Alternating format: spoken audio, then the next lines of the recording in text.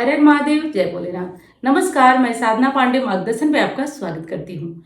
तो देखिए दोस्तों, कई बार क्या होता है कि मनुष्य सब नियम करता है, सब धर्म करता है और उसके बाद भी वो दुखी रहता है, परेशानियां उसका गला नहीं छोड़ती हैं। तो ऐसी स्थिति में कुछ विशेष कार्य होते हैं जो नहीं करना चाहिए, जिस कारण जिस चीज पे हमारा ध्यान भी नहीं जाता है कि इसका कारण क्या हो सकता है।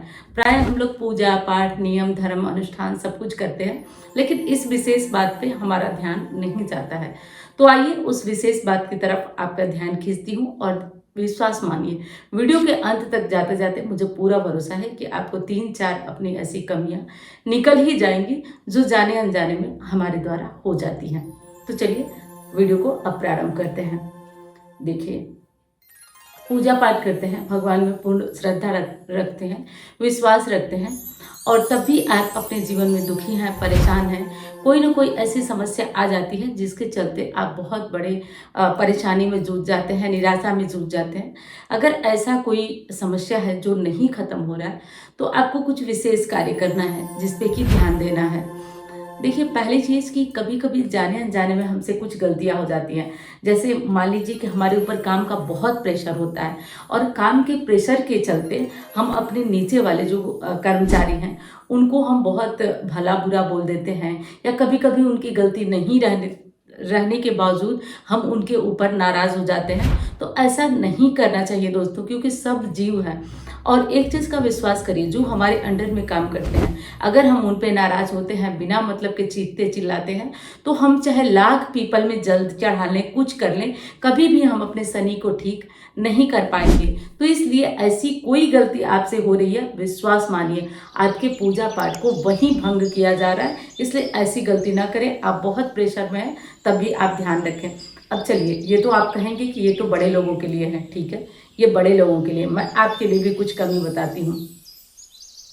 देखिए, पूजा करते हैं, पाठ करते हैं और सुबह सूर्योदय के समय या ब्रह्म मुहूर्त में अगर आपको बहुत नींद आती है और आप जग नहीं पाते हैं, तो देखिए, ब्रह्म मुहूर्त में सोना हमारे शास्त्रों के अनुसार माना गया है कि पुण्यों का क्षय करने वाला है। ब्रह्म मुहूर्त में सोना।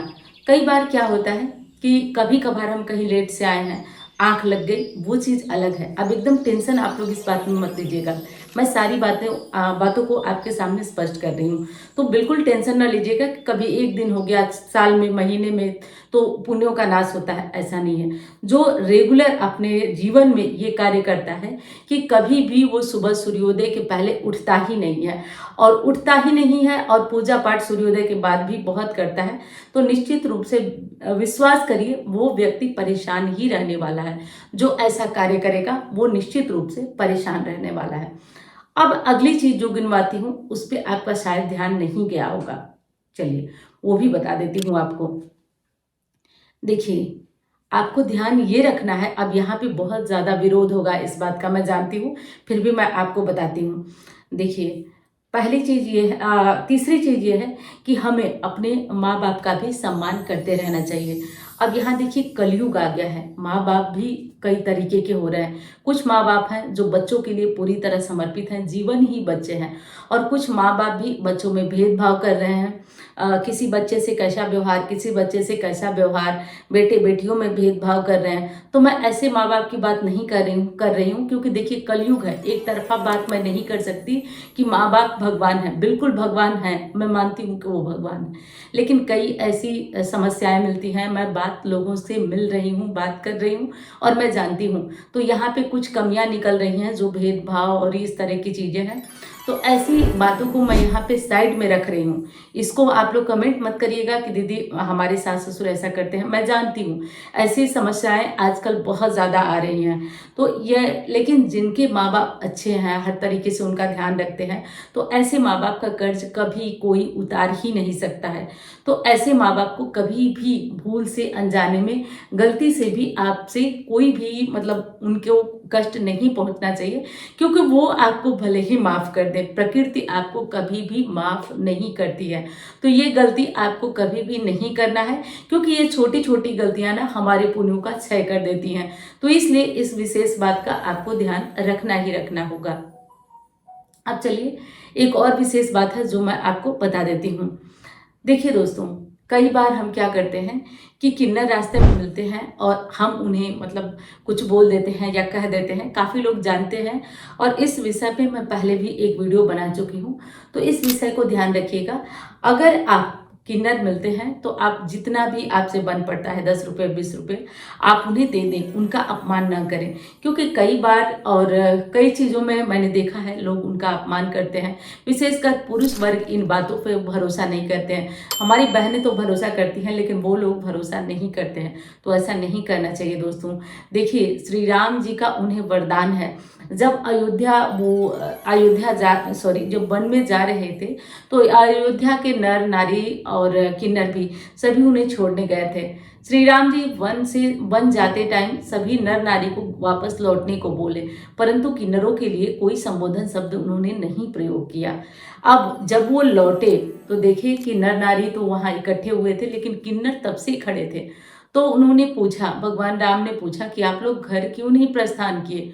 तो किन्नरों ने जवाब दिया कि आपने नर नारी को लौटने को कहा था, हमें तो कहा ही नहीं, इस कारण हम यही आपकी प्रतीक्षा करते रहे। इस पर प्रसन्न होकर भगवान राम ने वर दिया कि तुम्हारी वाणी में वो तेज होगा कि तुम जिसे आशीष दोगे वो वरदान हो जाएगा और तुम्हारा श्राप, तुम्हारी बदुआ लोगों के लिए हानिकारक होगी।